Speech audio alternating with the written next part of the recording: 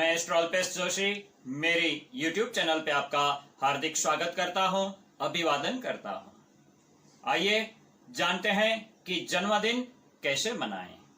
आज इस पे हम चर्चा करेंगे। वैसे शास्त्र के नियम अनुसार जन्मदिन तिथि के हिसाब से मनाना चाहिए, तारीख के हिसाब से नहीं।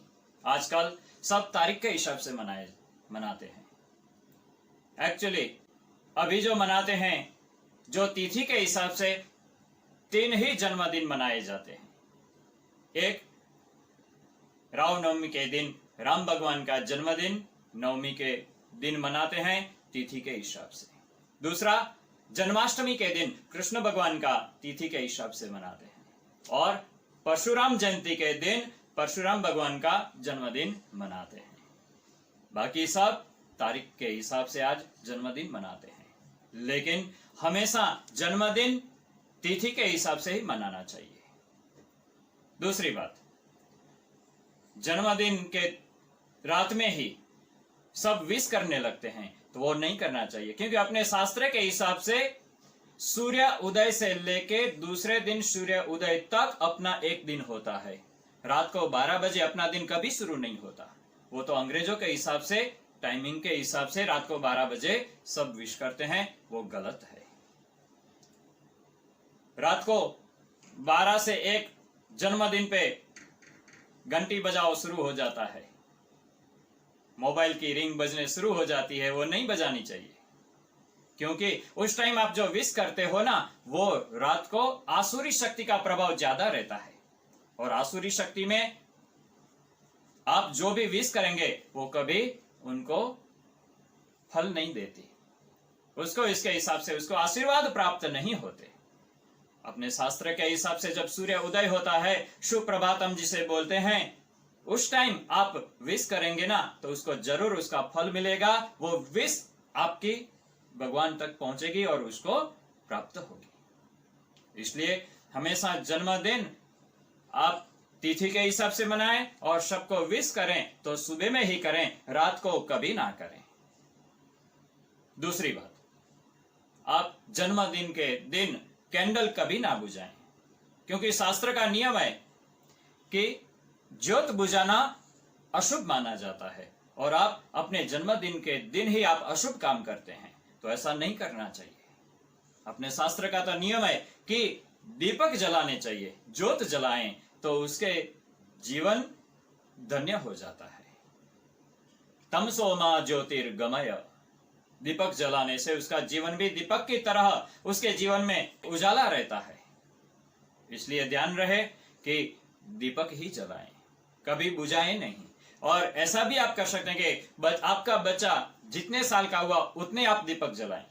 यानी कि 11 साल का बच्चा हुआ तो आप घर पे या मंदिर पे 11 दीपक जलाएं। 21 साल का हुआ तो आप 21 दिया जलाएं। 5 साल का हुआ तो 5 दीपक जलाएं, लेकिन दीपक जलाएं, कभी भी आप ज्योत बुझाएं नहीं। जिस दिन आपके बच्चे का जन्मदिन है, उस दिन सुबह में उठ के नहा धो के सबसे पहले माता और पिता का आशीर्वाद लें। घर में जो भी बुजुर्ग हैं उनके सबके आशीर्वाद प्राप्त करें।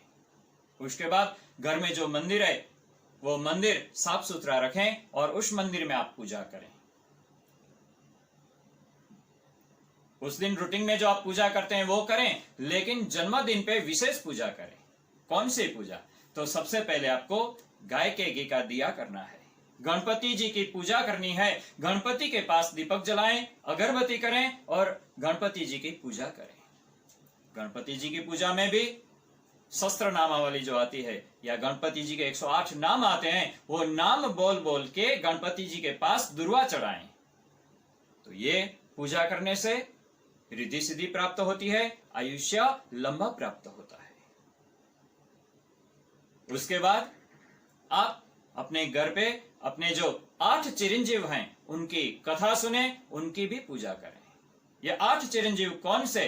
तो सबसे पहले एक महर्षि वेदव्यास जी, दूसरे विभीषण जी, तीसरे कृपाचार्य जी, चौथे हनुमान जी, 5वें अश्वत्थामा, 6ठे मार्कंडेय जी, 7वें परशुराम भगवान और 8वें बलि राजा। ये 8 में से अगर आप एक के भी पूजा कर लें या किसी की कथा सुन लेना तो आपको उस दिन एक लंबी आयु का आशीर्वाद प्राप्त हो जाता है। इसलिए 8 चिरंजीवी में से कोई भी एक की पूजा करें या कथा सुने तो भी आपके लिए बहुत अच्छा है। उस दिन आप घर पे हवन भी करवा सकते हैं। हवन करवाने से अपने जो ग्रह होते हैं वो ग्रह शांत होते हैं और जन्मदिन के दिन ग्रह की पूजा करने से भी फायदा होता है। तो पंडित को बुला के आप नवग्रह का पूजन करवाइए, शांति हवन करवाइए, बहुत फायदा होगा।